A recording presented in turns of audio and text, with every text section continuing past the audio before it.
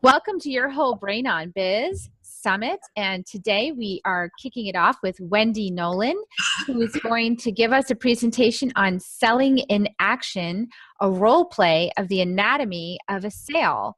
And Wendy is a co-host of the Your Whole Brain on Biz Summit, and she's also a possibilitarian, liberating professionals from the status quo.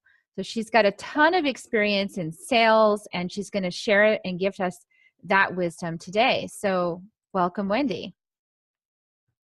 Oop. Can't hear you. Okay, welcome everyone. How about now? Yep, can hear you now. Welcome to the final day of our 5-day Your Whole Brain on Biz Summit, and I'm really glad that everybody is here.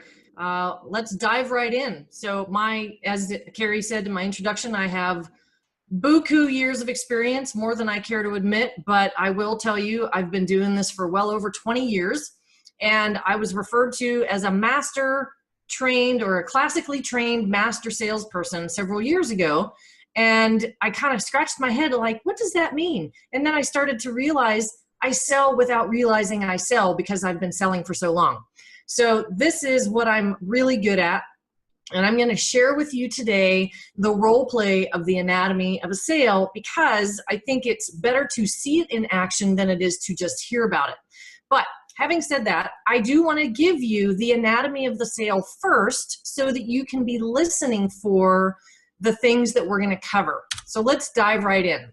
This is a 6-step process, and you're going to hear me unveil this process as we go through the role play in the second half of the webinar.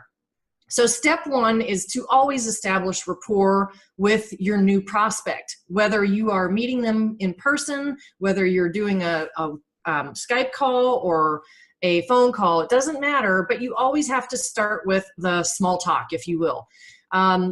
You know, if you wanted to study great storytellers, study comedians, because they use the know, like, and trust formula, which is to get people to like them fast, and then they deliver a story that gets people to relate to them, that feels like they know them, they like them, and they trust them. So number 1 is to establish rapport. You want to find common ground with the person that you're meeting with to make them feel comfortable with you, feel like they have a sense of trust in you. Number 2, step 2. Here is where you begin to set expectations for the conversation. You get some, establish some ground rules about how this conversation is going to unfold. Now, that's going to be including things like what you expect to get out of the phone call or the meeting or whatever it is, and what the other person expects. And again, this happens very naturally. It's not a forced situation. But it's a very natural part of the process, and it's a very smart thing to do, because when you manage people's expectations, but you also know what they expect, it sets the tone for the whole rest of the conversation. It's much more comfortable.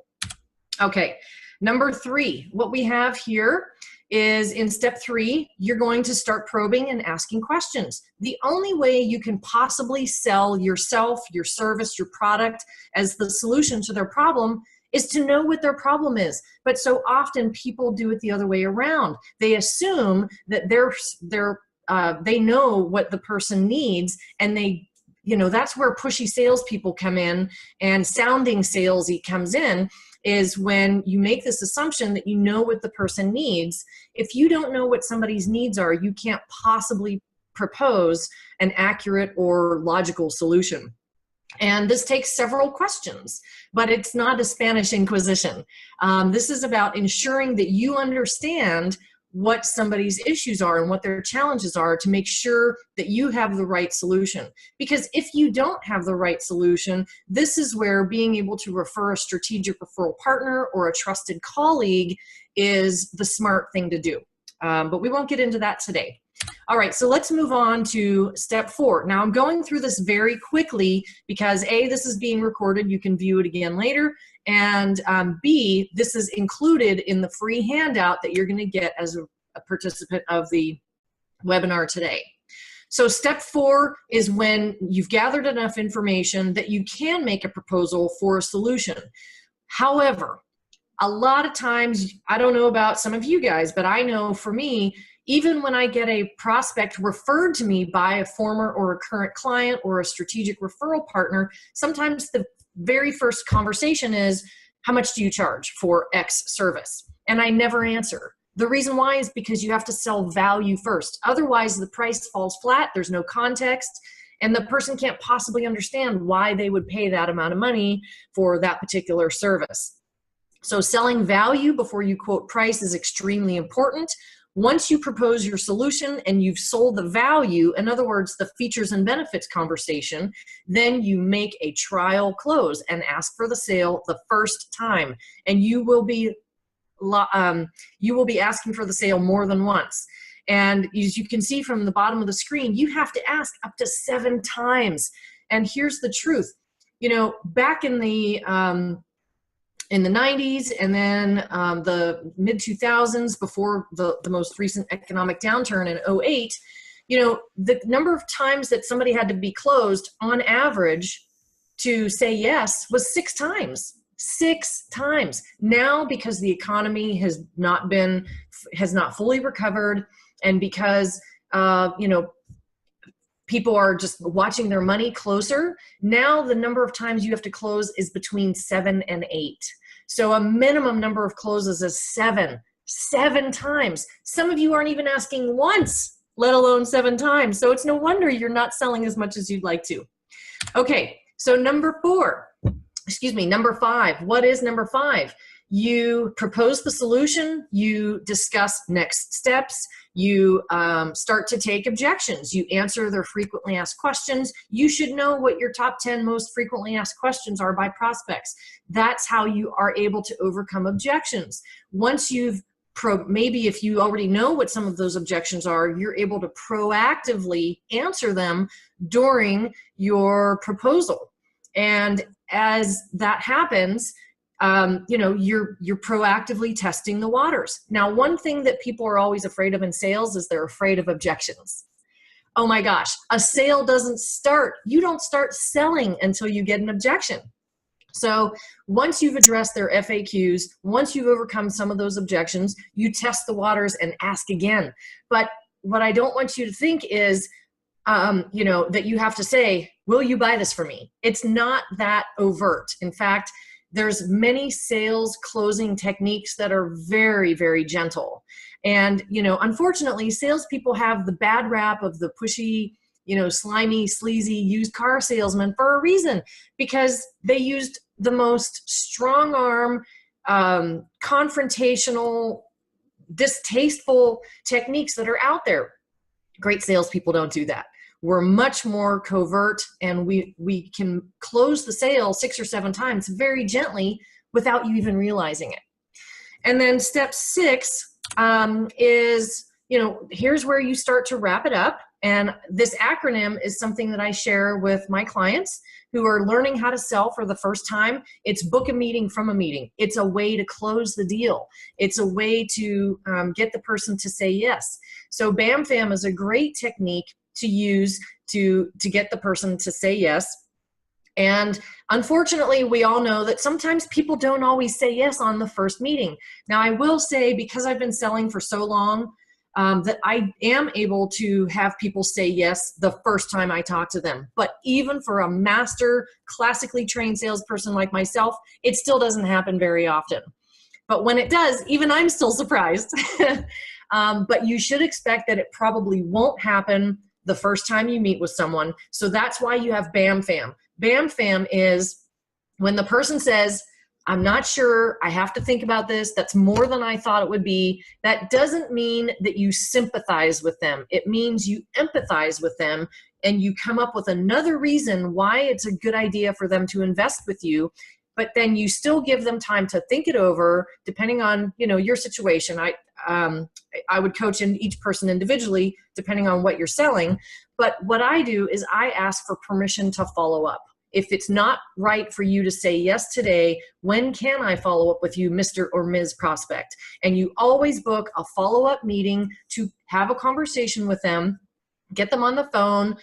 Please try and avoid email. Do follow up over the phone via Skype, because that way, if any other objections have come up, you're able to find out what it is and overcome that objection and close the sale. Again, you may not be able to close that person 6 or 7 times on the first call, but each time you talk to them, you can close them, which leads to that 6 or 7, 8 times, however many times it takes. Sometimes it takes 18 times to close someone to make a sale. That's why the fortune, that very last line, the fortune is in the follow-up. Sometimes it's taken me 2 years to close a prospect. And my attitude about prospects is you don't stop closing or following up with them, which is a form of close. You don't start following up with them until one of 4 things happen. Either they hire you, they refer you business, they send you a cease and desist letter, or they die, or they hire somebody else, right? So there's 5 reasons. So that's the anatomy of a sale.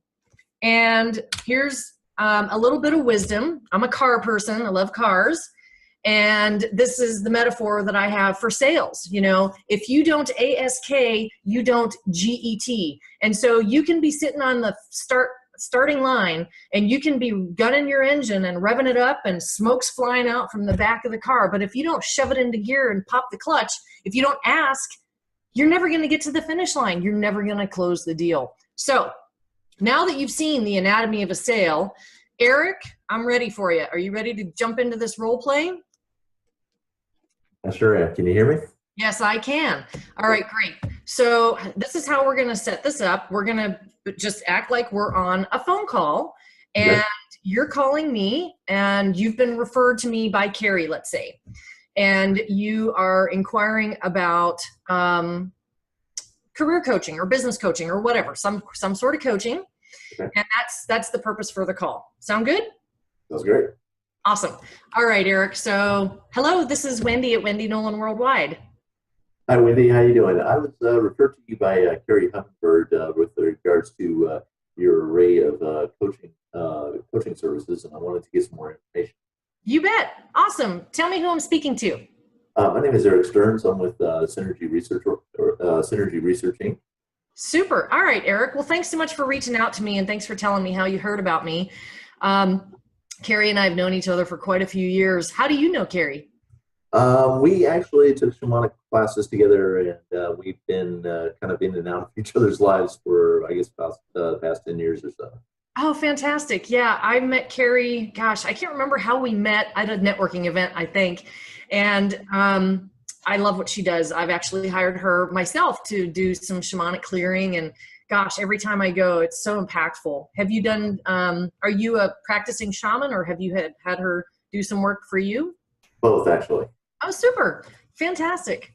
Well, before we proceed, I do want to tell you that, because of our mutual relationship with Carrie, everything that we talk about today is confidential. So feel free to share, as much as you want with me and be as candid as possible, because the more I know about what's going on with your situation, the better I can help you. Okay. All right. So Eric, tell me a little bit more about what's going on in your career life, in your career journey. And, feel free again to share whatever you feel is relevant. And then I'll have some questions for you. And then as we go through the call today, I'll be happy to answer any questions that you have. And if we find that there is an opportunity to work together, are you prepared to make a decision today to get started in the near future? Well, to be quite honest, I like to evaluate my options and make sure that it's the right fit, that that I have budget for it, and so forth and so on. So the short answer is no, but it's not necessarily closing the door. Understood. I appreciate that. I totally understand how you feel. Gosh, when I was getting started in this career as a coach 9 years ago, I had quit my job. And I know exactly how you feel. I was uncertain. I had never worked with a coach before. What I found was after I talked to the coach and she explained how she worked and what she could do for me, I realized that, it took me about a week or so to mull it over and give it some thought and make a decision. But I found that, what I was doing wasn't working, and it was kind of like the definition of insanity. I kept doing the same thing over and over, expecting a different result. Yeah. What I found was I I needed somebody else to help me kind of walk the walk. So I certainly am not going to pressure you to make a decision today. However, if you're prepared to make a decision today, I understand. And if you're not, we can talk about what would happen after this call. Sound good? Sounds good. Awesome. All right. So tell me a little bit more about what's going on in your career, and I'm going to take some notes. So if I'm looking down, that's why. Okay. Well, the 64,000 foot view of the deep and dark and dirty is basically, I've got a lot of talent. So I'm very highly trained in both left brain and right brain stuff. Okay. As I said, I attended, shamanic workshops, did, continuous education credits, personally for my field, both, in the technical field as well as the right brain field. I'm also a musician. Got a lot of, and with a lot of these talents, I've got a lot of big dreams. You had a lot of what? I'm sorry. I have a lot of big dreams. Big dream. Yeah. Yeah.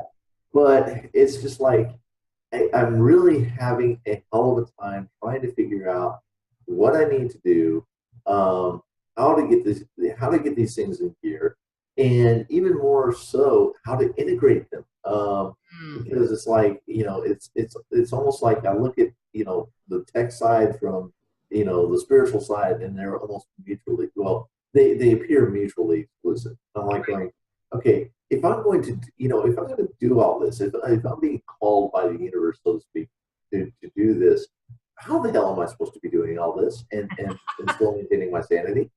And it's led to a huge problem, basically, as far as with startups, you have the two deserts that you cross. You have, the first desert is developing the product and so forth and so on, doing the R&D, doing the proof of concept, so forth and so on, getting things to that version 1.0.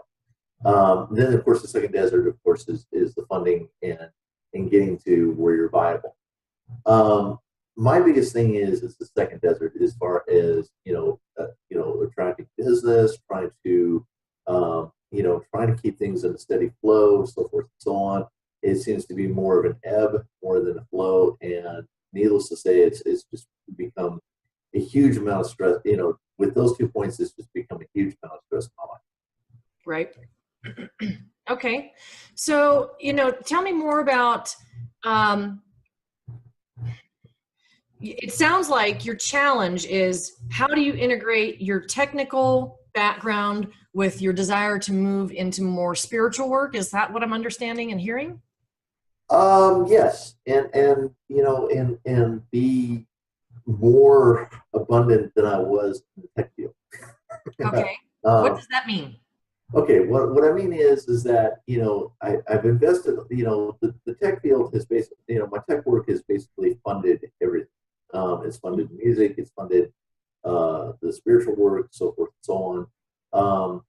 And up until the tech bust in 2001, things were going gangbusters, and I was able to throw a whole bunch of money around, and then all of a sudden, things just radically changed, as you might know, as a career coach.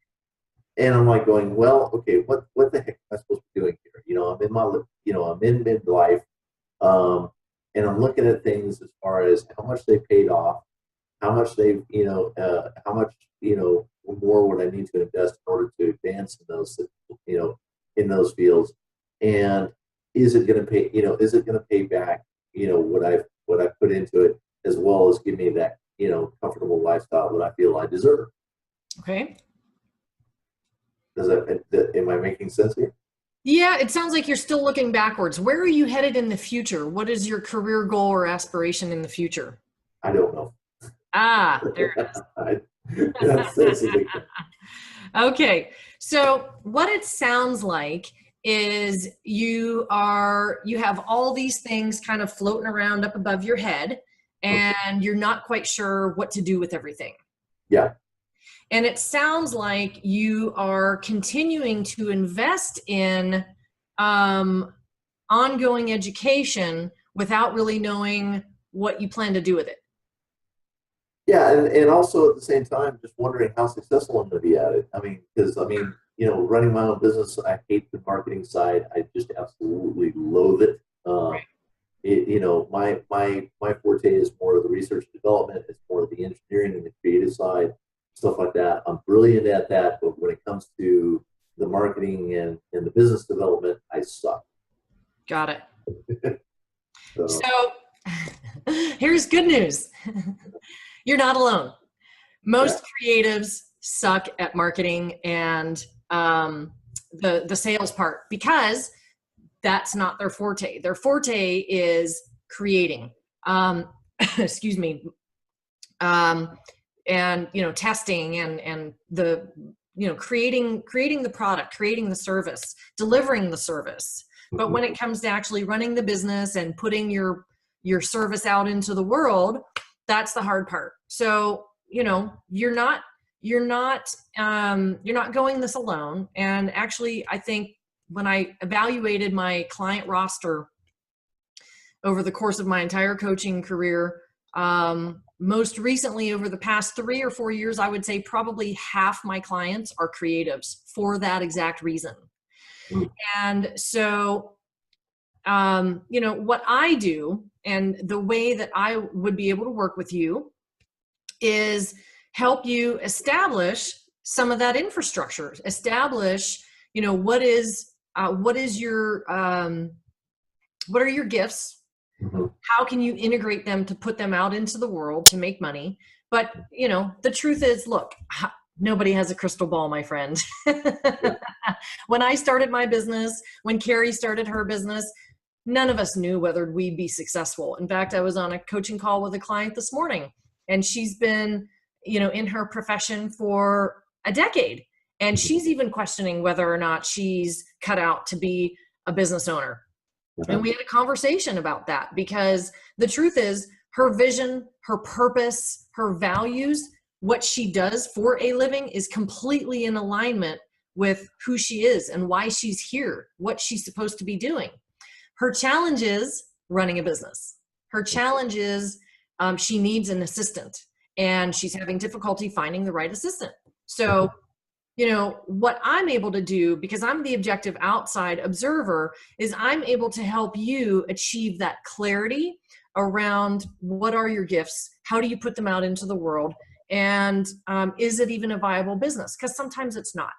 But I would venture to say, based on what you've told me so far, look at Carrie. She's a perfect example of someone who was in the tech world, who has moved into the spiritual world, and she's completely successful. Wouldn't you agree? I would say so, based on what I said.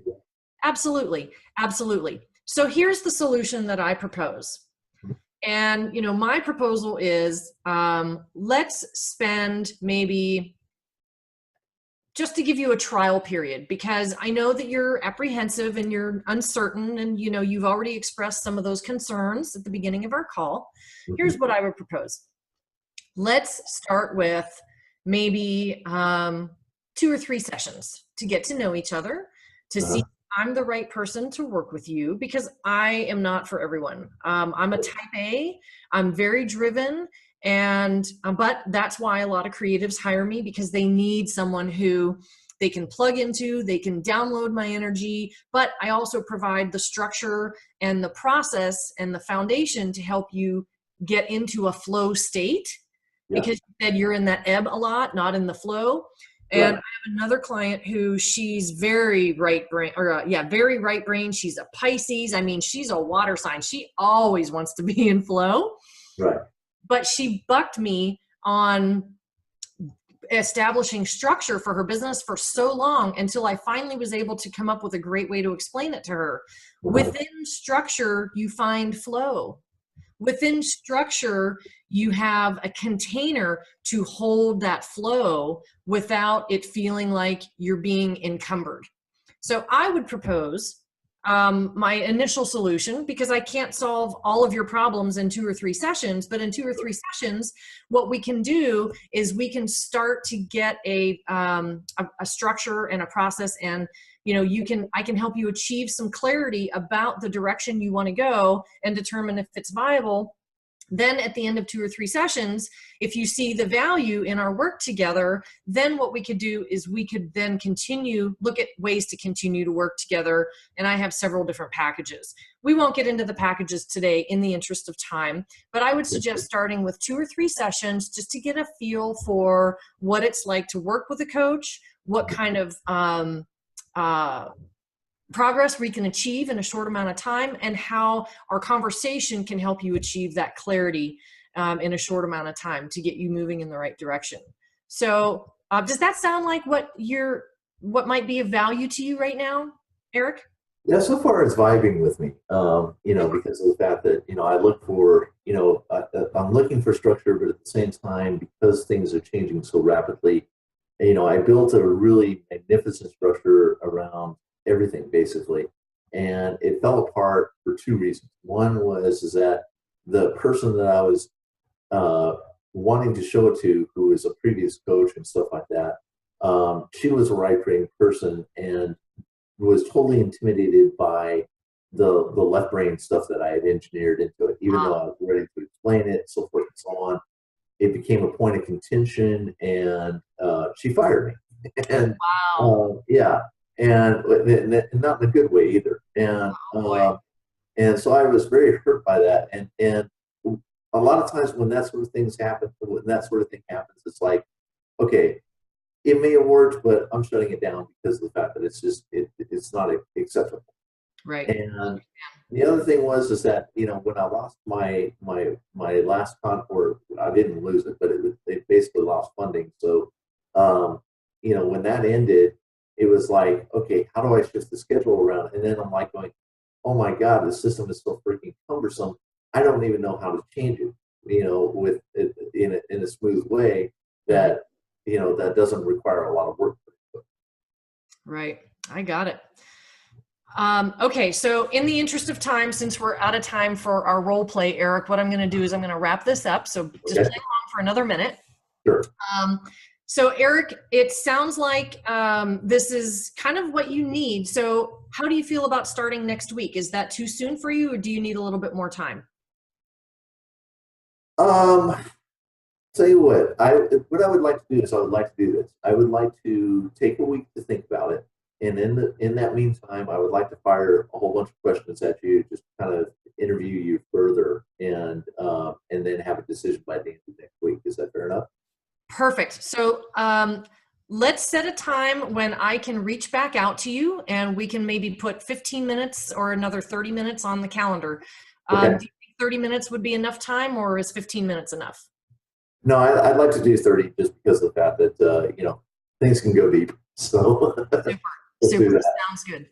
Okay. So let's go ahead and end the role play. Eric, thank you so much. And so what I would do at this point, everyone, is I would go ahead and get an agreement with Eric on the best day and time for me to follow up with him and call him.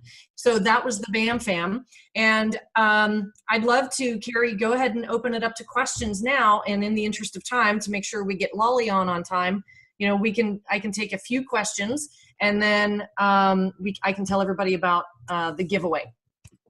Okay, great. So thanks, Eric, for playing along. And thank you, Wendy. And if anybody has any questions, feel free to either chat them in the chat box or unmute yourself and ask your question. So if anybody's, if I don't have anybody, can you unmute people, Carrie? Yeah. I see everybody's still muted. While we're waiting for Carrie to unmute, hopefully you guys saw how I went through all 6 steps very naturally. And I closed several times, if you caught that. I probably closed 2 or 3 times very, very gently. Any questions from anyone? I just have a comment. Yeah, Lorraine. Yeah, I just want to say the one thing that I really liked was you're setting the expectation. And this is something I've been working on lately. And that setting that expectation is, I think, just key. Yeah, it absolutely is, because then it prevents anybody from wasting anyone else's time. And I even use those expectations up front that Eric gave me as ways to overcome the objection. So that's how it all flows together very, very easily. Okay, great. So we are at 12:30, so I want to honor our Super. time. Yeah, and then the last thing I do want to say, guys, is because you guys all did register for the webinar, even if you're watching this recorded, you will be receiving a free download, or you have access to download for free, My Secrets of a Master Saleswoman.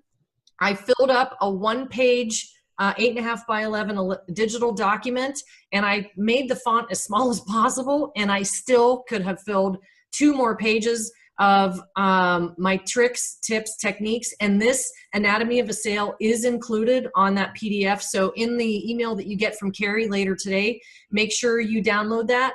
And my special offer to attendees, even if you're watching recorded, is I've created a 4-week fast track sales coaching package at a extremely discounted rate for Summit registrants. So when you download your PDF, you'll get the link, you'll see on that page the offer if anyone is interested in taking advantage of that. So thanks everybody for your time.